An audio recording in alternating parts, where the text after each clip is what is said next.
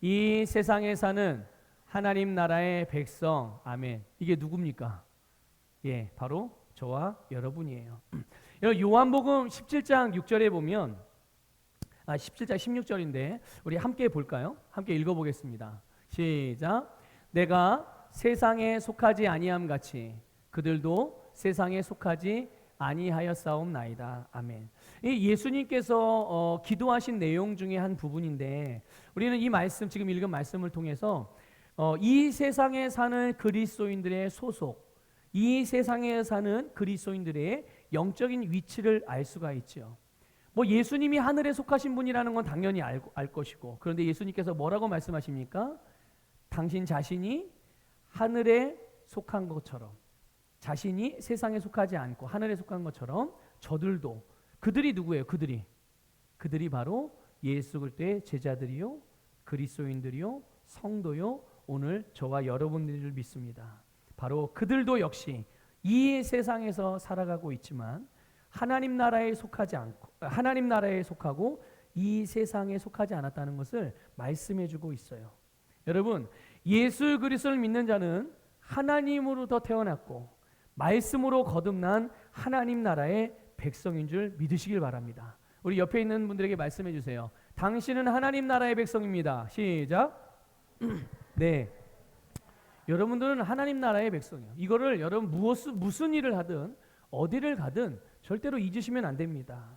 이것이 바로 우리의 영적인 위치이고, 그래서 이 부분에 대해서 사도 바울도 성령의 감동을 따라서 이 부분에 대해서 아주 분명하게 기록하고 있어요. 그게 어디 나오냐면 에베소서 2장 6절입니다. 같이 읽어볼게요. 시작. 또 함께 일으키사 그리스도 예수 안에서 함께 하늘에 앉히시니. 아멘.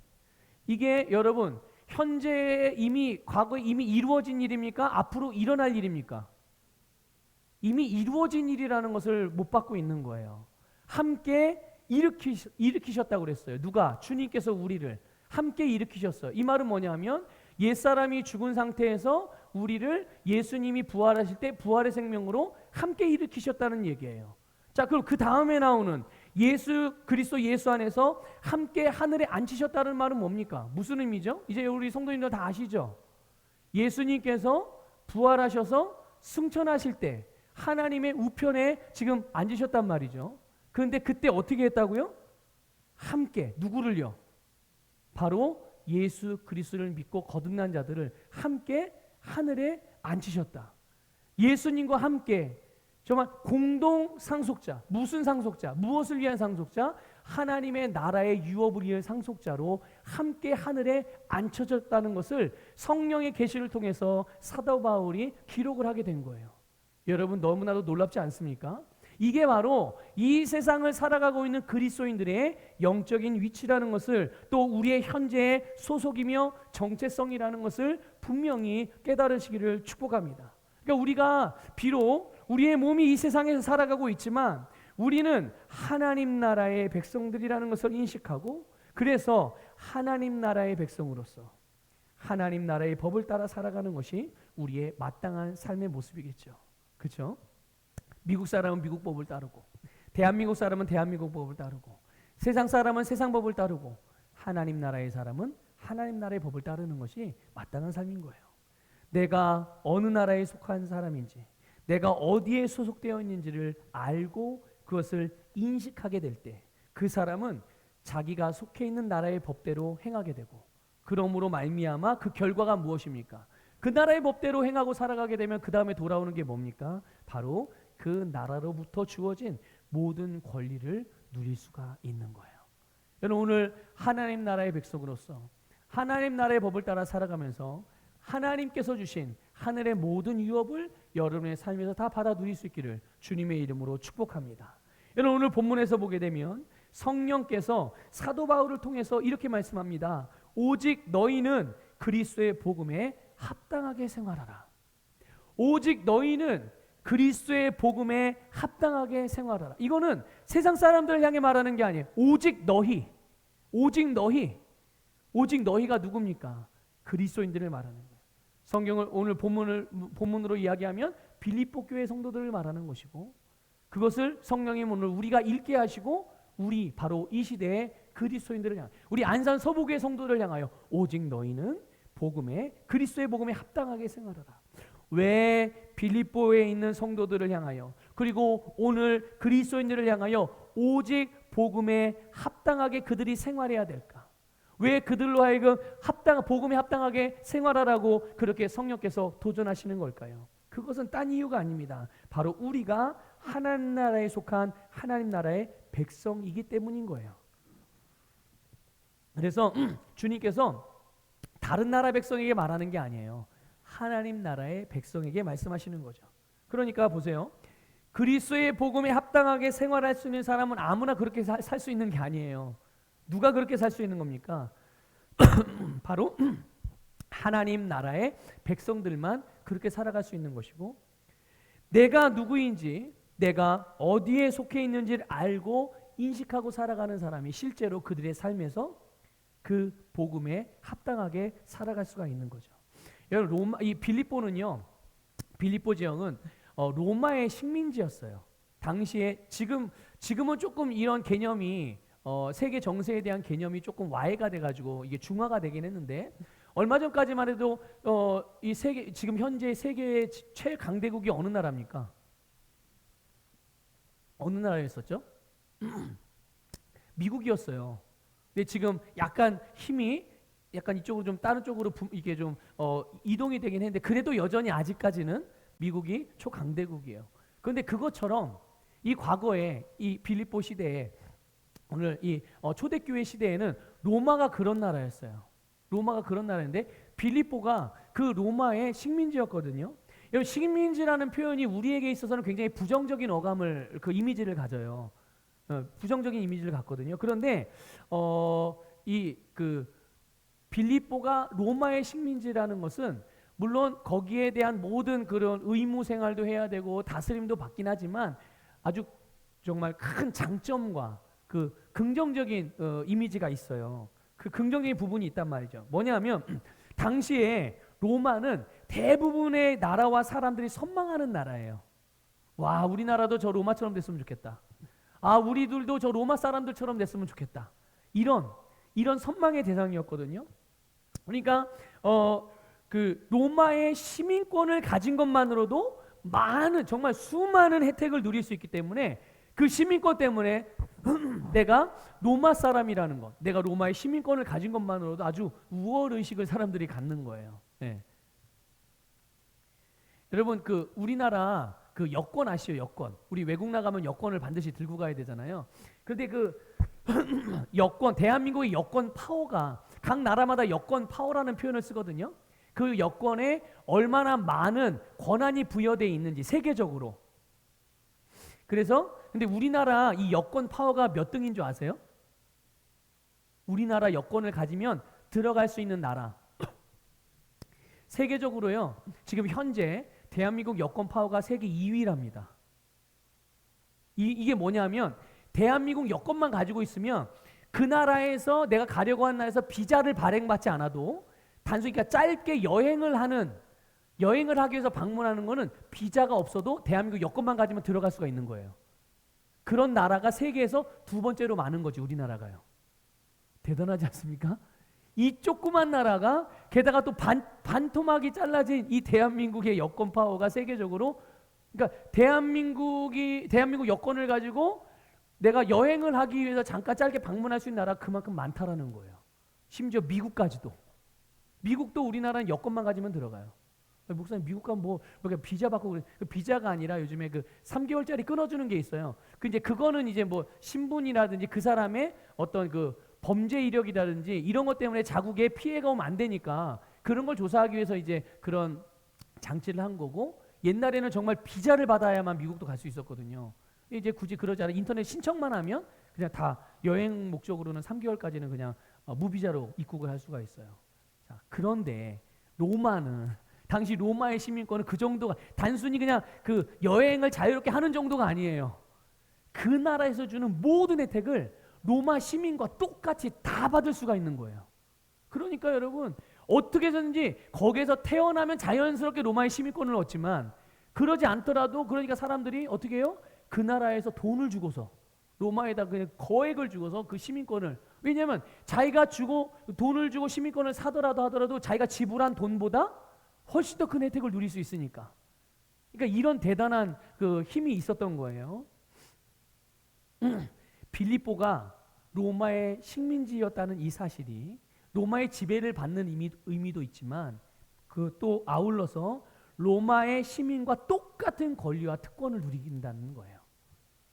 그러니까 로마가 주는 보호, 로마가 주는 모든 정치, 교육, 문화, 종교 이 모든 혜택을 다 받고 본토인들과 똑같이 받고 누릴 수가 있는. 그러니까 당연히 이 빌립보 사람들이 어떻게 살겠어요?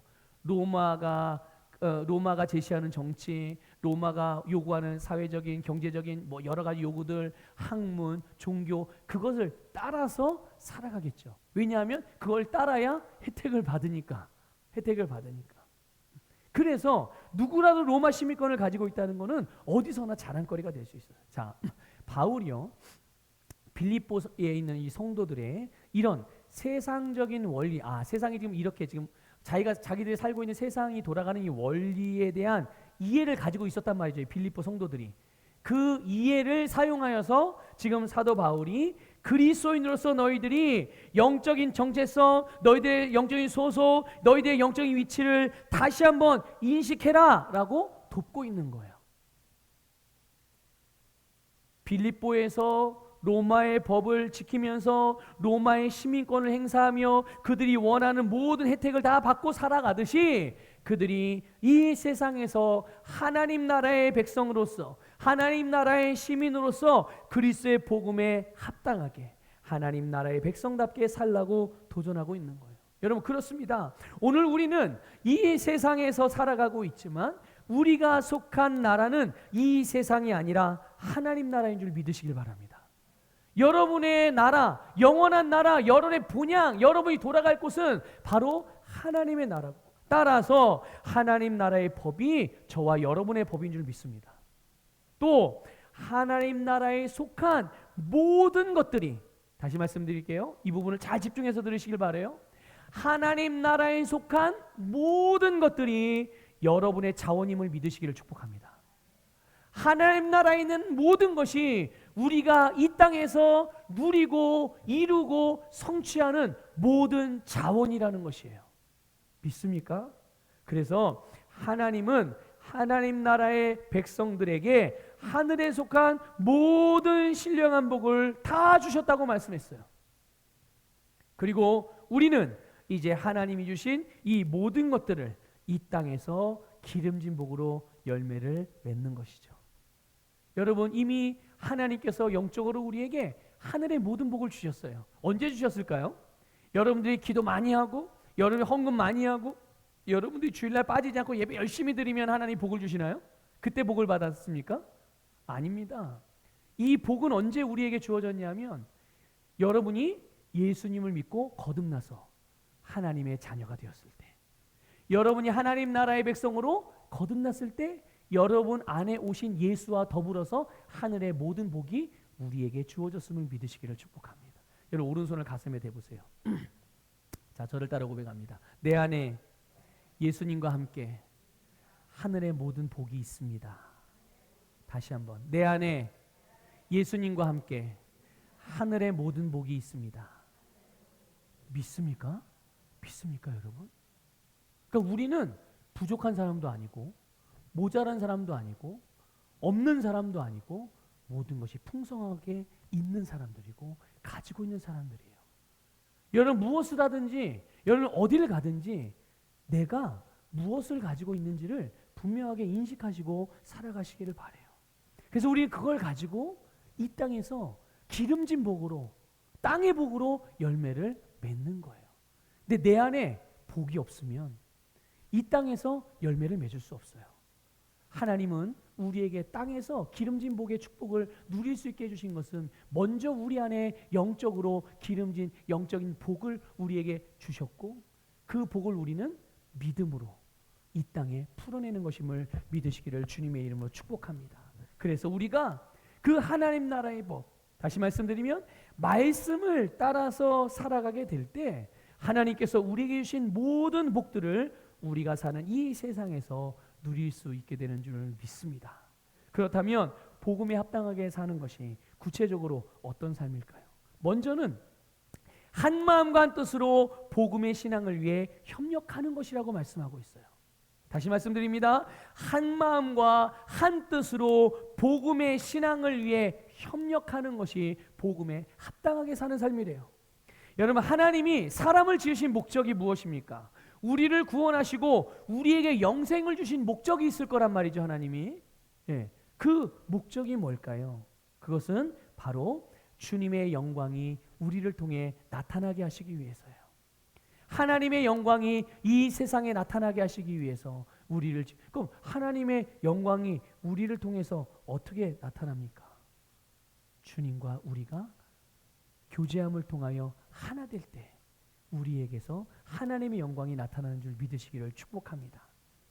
그래서 이거는요, 바울이 오늘 본문에서 뭐라고 이렇게 표현한 거예요. 복음의 신앙을 위해서 협력하는 것이다, 이렇게 표현한 거예요. 복음의 신앙을 위해 협력하는 게 곧 우리를 통해서 하나님의 영광이 나타나는 것이고, 이것을 위해서 하나님이 사람을 지으시고 우리를 구원하신 줄 믿으시기를 주님의 이름으로 축복합니다. 또 오늘 본문에서 복음의 신앙을 위해서 함께 싸우는 것이라고도 표현하기도 했어요. 자, 그런데 복음의 신앙을 위해서 협력하는 것을 우리가 그러면 어떻게 이루어 가느냐, 어떻게 이루어갈 수가 있느냐? 좀 전에 말씀드린 대로 바로 하나 되는 거예요. 마음이 하나 되고 뜻이 하나 되는 것입니다. 여러분, 일반적으로 복음에 합당하게 생활하십시오 라고 말하면 뭐가 떠오릅니까? 기도하고 전도하고 또 예배드리고 감사하고 사랑하고 헌신하고, 이런 여러 가지 것들이 아마 여러분들 떠오르실 거예요. 자, 물론 이런 것들도 분명히 우리가 복음에 합당한 생활의 다양한 부분이라는 것을 우리가 알 수 있죠. 자, 그런데 오늘 본문 말씀에서 강조하고 있는 게 있어요. 오늘 본문이 강조하고 있는 게 무엇이냐? 바로 하나됨이. 뭐가요? 하나됨. 하나 되는 것이 곧 복음에 합당한 생활을 하는 데 있어서 가장 중요한 부분이라는 것을 말씀해 주고 있는 거예요. 하나 되는 것. 특히 이 세상을 살아가는 그리스도인들에게 있어서 하나 되기 위해, 이 복음에 합당한 생활을 하기 위해서 하나 되는 것이 너무도 중요한. 여러분, 하나됨은요, 사랑의 열매라는 것을 깨달으시길 바랍니다. 사랑하면 하나 됩니다. 여러분, 그래서 하나 되면 단순히 그냥 마음을 모아, 자, 우리 함께 같이 같은 목적을 달려가자, 단순히 이런 게 아니에요. 성경에서 하나 되라고 하는 것, 연합되라고 하는 것, 또 하나님과 우리가 하나 됐다고 하는 것, 하나님과 우리가 연합됐다고 하는, 또 성도와 교회와 교회가 연합되고 하나 되었다는 것은요, 그 배경에 뭐가 있는 거예요? 사랑이 있는 거예요. 하나됨은 율법도 아니고 규율도 아니고 법칙도 아니에요. 이거는 사랑의 열매라는 것을 믿으시기를 주님의 이름으로 축복합니다. 그러니까 내가 사랑의 삶을 사는데 독립되고 분리되고 분쟁이 일어나고 다투고, 이거는 여러분 사랑하는 삶이 아닌 거예요. 사랑하면 반드시 연합되고 하나 된다는 것을 믿으시기를 주님의 이름으로 축복합니다. 그래서 우리의 믿음은 성경을 사랑으로 역사하는 믿음만이 온전한 믿음이라고 말하는 거예요. 사랑으로 역사하는 믿음. 율법을 따라, 사실 율법과 믿음은 서로 같은 게 아니에요. 사랑으로 역사하는 믿음이 결국 하나님의 능력으로 나타나는 줄 믿으시기를 주님의 이름으로 축복합니다. 그런데 사실 이 하나됨, 연합됨이 오늘날 교회 공동체 안에서 가장 취약한 부분이라는 거예요. 여러분들 동의하시나요? 오늘날 많은 교회들과 성도들 안에서, 교회 공동체 안에서 이 하나됨이 가장 취약한 부분이에요. 세상이 발전하고 세상이 편리해집니다. 동시에 그만큼 사람들은 이기적이게 되고 개인주의적으로 변화되고 있어요. 앞으로는 더 할 거예요. 그러니까 오죽하면 하나님께서 성령의 감동을 통해서 마지막 때의 증거, 마지막 때가 가까워, 주님이 다시 오실 때가 가까워오는 증거가 무엇이라고 말합니까? 그 중에 하나가 자기를 사랑하는 거예요. 자기를 사랑하는 거.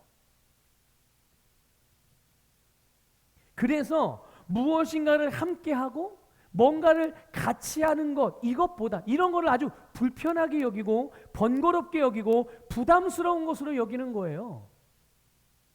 그러기보다는 혼자 개인적으로 다른 사람 도움 없이 적당한 거리를 두고 살아가는 이런 모습이 오늘 이 세대의 모습이고 세상 사람들의 삶의 모습인데, 교회가 그 세상 것을 가지고 와서 원래 그러지 말아야 되는데 그렇게 교회들이 만들어지고 있다는 거예요.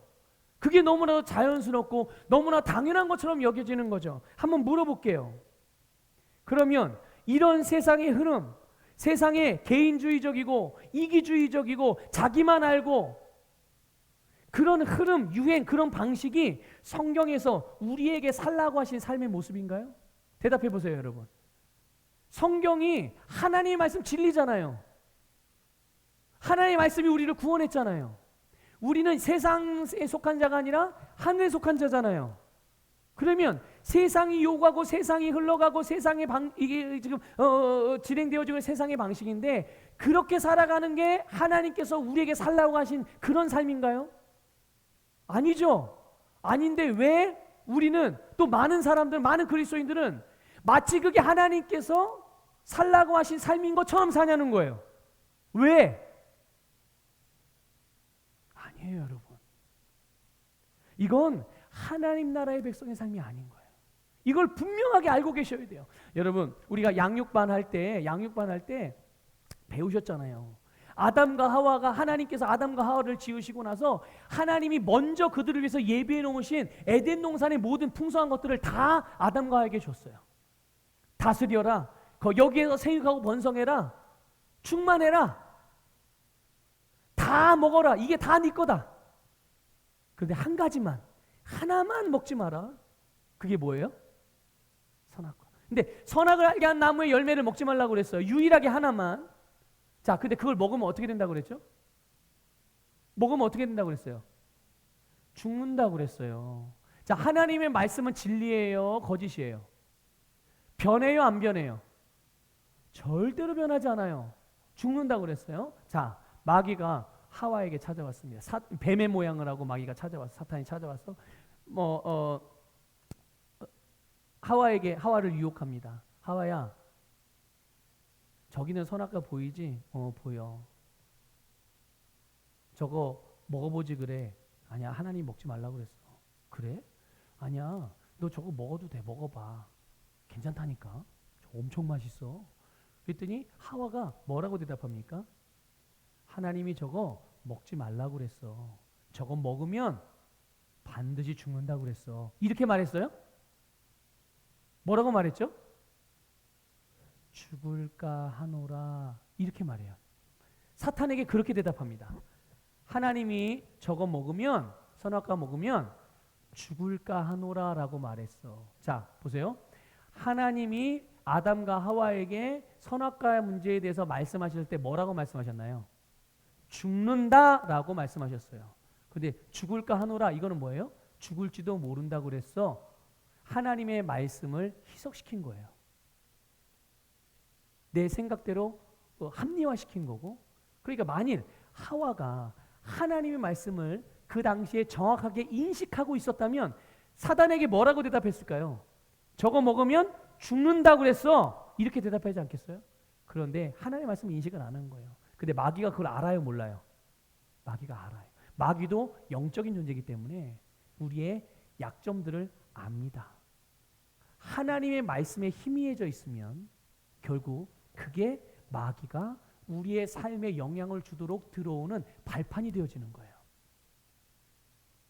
그래서 그것을 통해서 우리에게 마귀가 유혹하거나 미혹하거나 어떤 부정적인 상황들을 만들려고 역사하게 될 때, 내가 거기에서 빨리 깨어서 마귀를 대적하지 않고 그냥 방치해두면, 마귀가 주는 유혹을 따르면 결국 어떻게 됩니까? 내 삶에 마귀가 주는 사망의 영향력이 미쳐지게 되는 거예요. 세상은 이렇게 흘러가고 있는데 하나님의 말씀과 같이 지금 흘러가고 있는가? 그게 하나님의 말씀이 우리에게 살라고 하신 마땅한 삶인가? 보고, 아니면 어떻게 해야 돼요? 아니면 그렇게 살지 않아야 되죠. 그렇죠? 아니면 기면 어떻게 해요? 더 적극적으로 그렇게 살아야 되죠. 그런데 이기적이고 개인주의적이고 분리되고 독립되고 이것이 하나님의 말씀과 다르다면 우리는 그것을 교회 안에서 다시금 세상으로 하나님의 말씀을 가지고 나가서 연합하고 하나 되어야 되는 줄 믿으시기를 주님의 이름으로 축복합니다. 여러분, 그러면 왜 하나님께서 이 하나됨을 그렇게 강조를 하시는 것일까? 왜 연합됨을 그렇게 강조하는 것일까요? 그 이유는 하나님께서 누구에게서요? 하나님이 근본적으로 하나님이 성부, 성자, 성령 삼위일체이시고 삼위가 하나이시기 때문에 그래요. 믿습니까? 하나님은 성부, 성자, 성령 한 분이세요. 사랑으로 하나 되신 분. 그러니까 하나님께서는요, 우리를 그런 성부, 성자, 성령이 사랑으로 하나 된 것처럼 예수님을 통해서 그리고 성령님으로 역사하셔서 우리로 누구와 하나가 되게 하셨어요? 하나님과 하나가 되게 하셨어요. 지금 거듭난 우리는 하나님과 하나라는 것을 믿으시기를 주님의 이름으로 축복합니다. 제 말입니까? 하나님의 말씀입니까? 하나님의 말씀이 우리에게 그렇게 말씀해주고 있다니까요. 그뿐만 아니라 우리 각 사람을, 거듭난 하나님의 자녀들을, 하나님과 하나 된 자들을 그리스도의 몸의 지체로서, 여러분, 그리스도의 몸이, 이 땅에 있는 그리스도의 몸이 무엇입니까? 그게 바로 교회예요. 교회가 이 땅에 거하는, 이 땅에 보여지는 예수 그리스도의 몸이라는 것을 믿으시기를 축복합니다. 그 몸의 지체로서 한 몸이 되게 하셨기 때문에 우리로 하여금 끊임없이 지속적으로 연합하고 하나 될 것을 말씀하고 있는 거예요. 하나님이 하나됨의 본체이기 때문에, 우리가 하나님과 이미 하나이기 때문에, 우리가 예수님의 몸이기 때문에, 여러분, 우리가 생명을 유지하고 우리의 삶에서 마땅히 살아야 할 마땅한 삶을 살기 위해서, 또 그것을 통해서 하나님께서 우리를 통해 받으실 영광을 위해서 바로 우리가 연합되고 하나 되어야 되는 줄 믿으시기를 축복합니다. 여러분, 27절에 보면요, 여기 보면 한 마음, 한 뜻, 협력이라는 표현이 나와요. 자, 이게 무슨 말? 이게 보면요, 우리는 여기서 우리가 이 복음에 합당한 삶을 살기 위한 우리 영과 혼과 몸의 기능을 알 수 있어요. 여러분, 여기서 말한 한 마음이라는 말은요, 원어적으로요, 한 영이라는 뜻이에요. 그러니까 영이 어떻게 되라는 거예요? 하나로, 한 영. 이거를 성경에 다른 데서 이렇게 표현했어요. 주 안에서. 들어보셨죠? 주 안에서, 예수 그리스도 안에서, 성령 안에서. 이게 다 무엇을 의미합니까? 다 한 영, 지금 오늘 본문에서 번역된 한 마음, 한 마음으로. 이게 한 영이라는 뜻이거든요. 그러니까 우리가 예수님을 영접하여 믿게 될 때 우리에게 두 가지 영적인 사건이 일어나요. 내가 예수님을 딱 믿고 영접하게 될 때 우리 안에서 영적으로 두 가지 일이 일어나거든요. 그게 뭐냐면, 하나는 죄사함입니다. 우리가 옛날에 표현하면 원죄가 제거되는 거예요. 원죄가. 네? 우리가 부모로부터 가지고 태어났던 죄의 본성이 제거되어지고 옛 생명이 죽는 거죠. 그 죄사함의 사건이 하나 일어나고, 또 하나는 거듭나는 사건이에요. 나는 그냥 예수님을 믿고 영접한 것밖에 없는 것 같은데 내 안에서는 영적으로 정말 천지가 개벽하는 일이 일어나고 있는 거죠. 여러분, 이것을 믿음으로 받으시기를 주님의 이름으로 축복합니다. 그래서 죄로 말미암아 영적인 죽음의 상태에 있던 우리에게서 하나님께서 죄를 제거해 주시고, 죄가 제거된 우리의 영 안에 성령님이 오셔서 우리의 거듭난 영과 성령님이 하나가 되어 우리가 하나님께서 임재하시는 살아있는 성전으로 기능하게 되었다는 것을 믿으시기를 축복합니다. 그러니까 여러분 한 분 한 분이 하나님의 임재를 품고 다니는 성전인 거예요. 이게 얼마나 영광스러운 일이고 이게 얼마나 감사한 일일까요? 그래서 그럼 보세요. 그럼 예수님 안에도 성령이 역사하셨죠. 예수님 안에 계셨던 성령님, 그리고 오늘 지금 내 안에 계신 성령님, 다른 분이세요? 같은 분이세요? 같은 분이세요? 다른 분이세요? 같은 분이세요? 확실해요? 확실합니까? 네. 그럼 이렇게 물어볼게요. 내 안에 계신 성령님과 내 옆에 자, 여러분 옆에 한번 누가 계신지 보세요. 여러분 옆에. 자, 앞뒤로도 보세요. 누가 계신지. 네. 자, 지금 여러분 앞뒤에 좌우 다 보셨어요? 내 앞뒤 좌우에 계신 성도님들 안에 계신 성령님과 내 안에 계신 성령님과 같은 분이세요? 다른 분이세요? 같은 성령이에요? 다른 성령이에요? 같은 성령님이세요. 예수 안에 계시는 성령님, 내 안에 계신 성령님, 내 옆에 계신 성도님 안에 계신 성령님, 모두가 같은 성령님.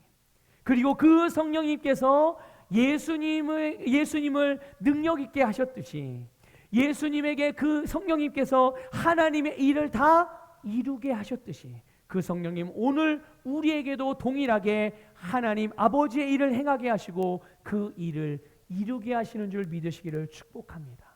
그러므로 여러분, 우리가 이 한 영으로서 한 영이신 성령님으로 하나 되었음을 믿고 인식하며 같은 영임을 기억하고 살아가시기를 주님의 이름으로 축복합니다. 그러니까 여러분, 영이 같으니 내 옆에 있는 성도가 아프면 나도 어떻게 해요? 아픈 거예요. 내가 아프면 내 옆에 있는 성도도 아픈 거예요. 그래서 어떻게 해요? 내 옆에 있는 성도가 아프지 않도록, 내 옆에 있는 성도가 뒤처지지 않도록, 내 옆에 있는 성도가 무너지지 않도록 돕고 섬기며 함께 성장해가는 줄 믿으시기를 주님의 이름으로 축복합니다. 나는 나대로 달려갈게. 너는 그냥 네가 알아서 와. 그래, 너는 너대로 가. 나는 그냥 나대로 갈게. 이게 아니란 말이죠. 한 영인데 내 안에 계신 성령님이 한 영으로서 나를 A라는 방향으로 이끌어 가신다면 여러분, 내 옆에 있는 성도는 성령님께서 어느 방향으로 인도하시겠어요? 똑같이 A라는 방향으로 인도하시지 않겠어요? 예수님도 A라는 방향으로 가셨는데 같은 영이기 때문에 한 영이니까 우리가 그 마음을 같은 A를 품고 함께 달려가는 것. 여러분, 우리가 예수 안에서 한 영이 되었음을 믿으시기를 주님의 이름으로 축복합니다. 자, 이렇게 한 영이 된 우리가 이제는 한 뜻이 되라고 말씀하고 있어요. 한 뜻. 이건 여러분 우리의 혼적인 영역에 속해 있는 지정의를 말하는 거예요. 지정의. 같은 지식을 가지고 같은 감정을 가지고 같은 반응을 가지고 같은 목표를 품고 공유하는 것을 말하는 거예요. 아니, 어떻게 이 수많은 사람들이 각기 다른 배경에서 태어났고 다른 부모에게서 태어났고 다른 집에서 살고 다른 지역에서 살고 다른 직장을 가지고 다른 삶을 살아가는데 어떻게 그렇게 생각이 같을 수 있겠어요? 어떻게 뜻이 같아질 수 있겠습니까? 그런데 여러분, 뜻이 같아질 수 있다라고, 같게 하라고 주님이 말씀하고 있는 거예요. 어떻게 해요? 그 하나됨, 같아지게 하는 기준이 무엇입니까? 바로 우리가 한 영으로 기능하게 하신 성령님이 인도하시는, 그 성령님이 계시해 주시고 깨닫게 하시는 하나님의 말씀, 그 말씀으로 말미암아 우리의 뜻을 갖게 하라고 가르쳐주고 있는 줄 믿으시기를 축복합니다. 여러분, 성령님은요 우리 안에서 우리에게 말씀으로 기능하게 하세요. 이걸 도우시는 분이세요. 말씀을 잊어버린 말씀을 기억나게 하시고 또 말씀이 원하는 것들을 알게 하시고 그 말씀을 행할 때 그 말씀이 내가 행함을 통해서 다 이루어지도록 능력과 은혜로 도우시는 분임을 믿으시기를 축복합니다. 그러니까 우리가 하나님의 말씀을 듣고 하나님의 말씀을 묵상하고 하나님의 말씀으로 양육을 받으며 배우고 하나님의 말씀을 우리가 고백함으로 우리의 생각, 우리의 가치관, 우리의 지정의가 주님의 말씀과 같아지게 하는 거예요. 이것이 곧 한 뜻으로 기능하는 것임을 믿으시기를 주님의 이름으로 축복합니다. 그 부분에 있어서 여러분, 우리 교회 사명이 뭡니까? 우리 안산서복의 사명이 뭐예요? 모든 사람을 예수 그리스도의 제자 삼는 것이 우리의 사명이에요. 우리의 모든 지정의가, 우리의 모든 뜻이 여기에 포커스가 맞춰져 있는 거예요. 이 일을 위해서 필요한 모든 것이 있다면 우리 주님의 몸된 우리 지체로서 주님과 하나 된 우리 서복의 모든 성도님들이 한 마음 한 뜻을 모아서 이것을 위해서 함께 달려가는 거예요. 믿습니까? 네. 자, 이제 예수 그리스도 안에 우리가 성령으로 하나 되고 말씀으로 우리의 뜻이 하나가 되었다면 이제 우리의 말과 행동 역시도 하나로 기능하게 해야 되는 거죠. 우리의 말과 행동도 그것이 협력으로 나타나는 거예요. 우리의 말과 행동이 협력으로 나타나는 거예요. 자, 무엇을 위한 협력입니까? 목사님 잘 되기 위해서요? 아니, 천만의 말씀이요. 그럼 누구 장로님 잘 되기? 아니요, 아니요. 아니, 우리 교회라는 이름이 빛나기 위해서 유명해지기 천만의 말씀. 아니에요. 무엇을 위한 협력입니까? 복음의 신앙을 위한 협력이에요. 하나님의 영광을 위한 협력이며 주님의 뜻을 위한 협력이며 주님께서 우리에게 주신 사명을 통해서 이루어지는 하나님의 뜻을 위한 협력이라는 것을 믿으시기를 축복합니다. 여러분, 협력은 마음으로만 하는 게 아니에요. 협력은 생각으로만 하는 게 아닙니다. 협력은 몸으로 하는 거예요. 몸으로. 함께함으로, 함께 사역하고 함께 동참하고 함께 사명을 감당하는 것이 협력하는 거예요. 그러니까 여러분, 이 하나됨은 우리의 영과 혼과 몸이 함께 일치가 되어져서 함께 달려가는 것이 예수 그리스도 안에서 복음을 위해서 하나 되는 것임을 믿으시기를 주님의 이름으로 축복합니다. 여러분, 성부, 성자, 성령 삼위일체 하나님께서 모든 영혼의 구원을 위하여 서로 협력하셔서 그 뜻을 이루어 가셨어요. 믿습니까? 그렇듯이 오늘 그분에게서 난 하나님의 자녀인 저와 여러분도, 우리 역시도 주님과 하나로서 연합을 이루어야 되는 것이죠. 이 말은 주님의 말씀대로 행하는 것을 말하는 거예요. 어떤 성도들은 말씀을 듣기는 듣지만, 그리고 그 말씀에 동의는 해요. 맞아요, 맞아요, 맞아요. 그러나 주를 위해서는, 주님의 몸된 교회를 위해서는, 복음의 협력을 위해서는 참여하지 않는 성도들이 있어요. 하나님의 뜻이 고귀하다는 것, 하나님이 무엇을 원하신다는 것 알지만 그거는 목사님, 장로님, 열심히 있는 성도들이 하는 거고 나는 그냥 은혜만 받겠습니다, 이렇게 여기는 성도들도 있단 말이죠. 저는 이 말씀을 전하다 그게 궁금해졌어요. 그들이 원하고 그들이 받는 은혜가 하나님이 주신 은혜가 맞나? 그런 생각이 들더라고요. 아니, 하나님의 은혜가 임하고 하나님의 은혜를 받는데 어떻게 하나님이 주신 은혜로, 하나님이 주신 말씀으로 변화가 되지 않죠? 그렇죠? 은혜를 받았다면서요. 아니, 은혜를 받았는데 어떻게 은혜를 받았음에도 불구하고 자기의 생각과 자기의 습관과 자기의 인생의 방향을 어떻게 하나님의 말씀으로 맞추지 않을 수가 있냐고요. 은혜를 받았는데, 내가 은혜 받았다는 걸 알고 내가 은혜를 믿음으로 받았는데 어떻게 그게 가능하냐. 제 이 생각으로는 도저히 이거는 이해가 되지 않는 부분인 거예요. 여러분, 하나님의 은혜는 우리를 하나님의 말씀과 하나 되게 한다는 것을 믿으시기를 축복합니다. 그래서 내가 하나님의 말씀을 믿음으로 받는다는 것, 하나님의 말씀을 믿는다는 것은요, 내가 그 말씀을 따라가는 것을 말하는 거예요. 오늘 저와 여러분이 그런 자들이 되기를 주님의 이름으로 축복합니다. 어떤 분들은 그런 분들도 있죠. 직분 때문에, 이 목사라는 직분 때문에 어쩔 수 없이 뭔가를 해야 되는, 그래서 하는 체면 때문에, 관계 때문에 어쩔 수 없어서 허락하고 동참하는 경우가 있어요. 자, 여러분, 이게 주님께서 말씀하신 하나됨입니까? 이게 주님께서 말씀하신 연합이에요? 아니에요. 여러분, 동의는 연합이 아닙니다. 허락하는 것은 연합이 아니에요. 하나됨은 바로 함께하는 것임을 믿으시기를 축복합니다. 이렇게 복음을 위한 협력, 곧 믿음의 연합이며 진리를 위한 연합인 거거든요. 우리 모두가 하나됨을 통하여 복음에 합당하게 사시기를 주님의 이름으로 축복합니다. 마지막으로 두 번째 복음에 합당한 삶이, 여러분, 그거는 뭐냐면 바로 말씀을 따라 사는 삶에 있어서, 좀 쉽게 표현해 볼까요? 말씀을 행하는 데 있어서 대적을 두려워하지 않는 거예요.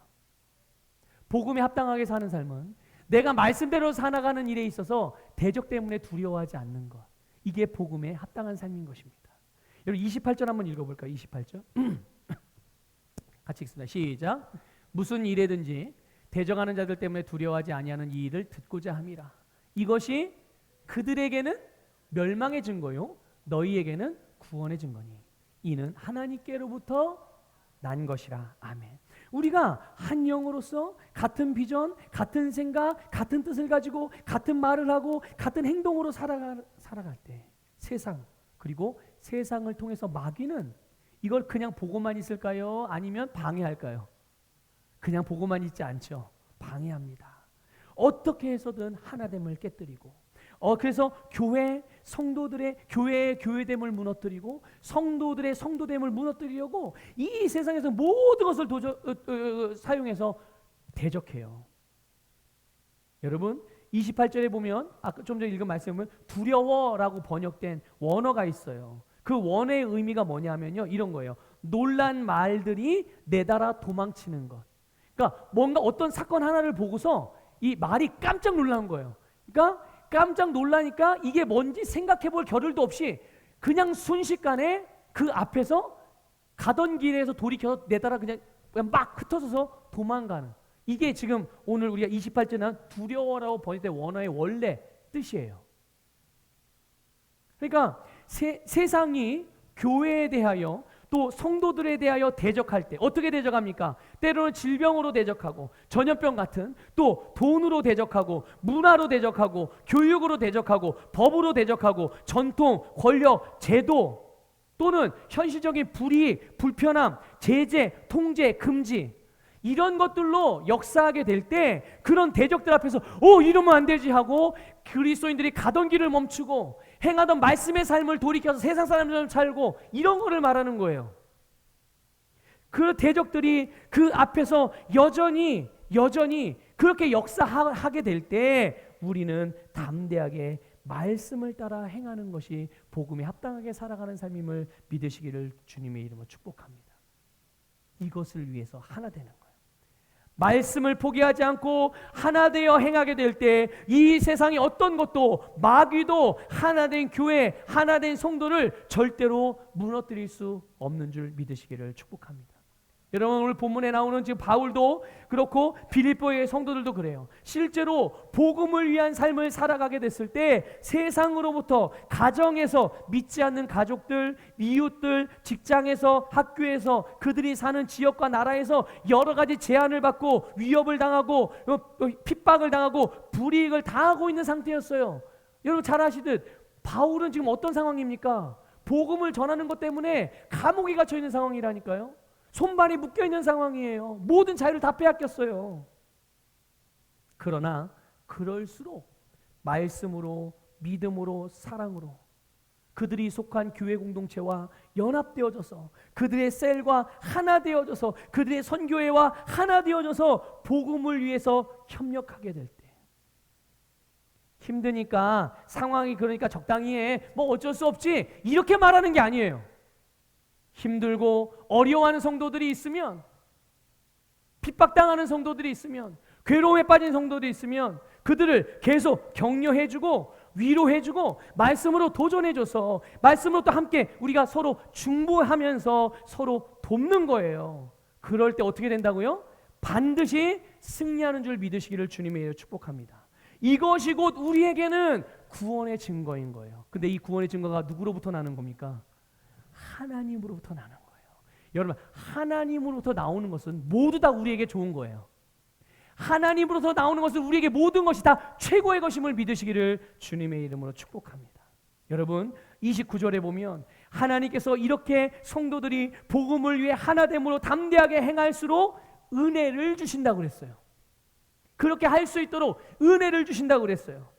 이 은혜는, 이 하나님의 은혜는 우리가 믿음을 지켜서 그냥 단지 죽어서 천국에 가는 것 이것만이 아니라 주님을 위해서, 주님께서 우리에게 주신 봉사의 직분과 사명을 위해서 고난도 받을 수 있게 하기 위함이라고 했어요. 근데 여러분 보세요. 이 말씀을 또 오해하시면 안 됩니다. 여기서 말하는 고난을 받는 것, 이거는 고난 자체가 목적이 아니라는 것을 아셔야 돼요. 고난 자체가 목적이 아니에요. 하나님께서 우리에게 일부러 고난을 주는 게 아닙니다. 여러분, 주를 위해서 당할 수 있는 고난과 어려움과 역경, 그 뒤에는 뭐가 있습니까? 반드시 승리가 있습니다. 그러니까 이 말씀은 승리를 전제하고 나오는 말씀인 거예요. 우리 학생들 요즘에 시험 기간이에요. 우리 아들도 보니까 이번 주 이제 시험 있다고 그래요. 시험인데 이번 주가 제가 외출이 많아가지고 아들을 잘 이게 저희 시험을 잘 볼 수 있게 도와줘야 되는데 이게 부모가 제대로 역할을 잘 못해가지고 네. 시험 볼 때 시험은 학생들에게 있어서 즐거워할 일이에요? 고민될 일이에요? 고민될 일이죠. 그런데 여러분, 그 고민을 통과하면 어떻게 됩니까? 그 고민을 정상적으로 통과하면 시험의 목적을 따라서 기능해서 잘 준비해서 그 짧은 고난의 시간을 통과하면, 고민의 시간을 통과하면 어떻게 됩니까? 좋은 열매가 있는 거예요. 좋은 열매, 단순히 성적이 좋아지는 게 문제가 아닙니다. 그만큼 내가 배운 학문에 대해서 그것을 내 걸로 만드는 거죠. 내 거가 되는 거예요. 하나님은 우리에게 승리를 예배해 놓으셨고 그 승리를 얻는 과정 가운데는 어려움과 역경이 있지만 그 뒤에는 반드시 승리가 있다는 것을 믿으시기를 축복합니다. 여러분, 이 세상에서 누가 승리합니까? 이 세상에서 누가 승리해요? 돈 많은 사람이요? 아니면 공부 많이 한 사람이요? 아니면 정보가 돈 버는 정보가 많은 사람이요? 로또 복권에 당첨된 사람이요? 아니요. 이 세상을 이기는 사람은 복음에 합당한 삶을 사는 사람이에요. 그 사람들이 어떤 사람입니까? 우리 안에 있는 믿음. 이 믿음으로 살아가는 사람들이 믿음의 행보가 결국 그들에게 승리를 가져온다는 것을 깨달으시길 축복합니다.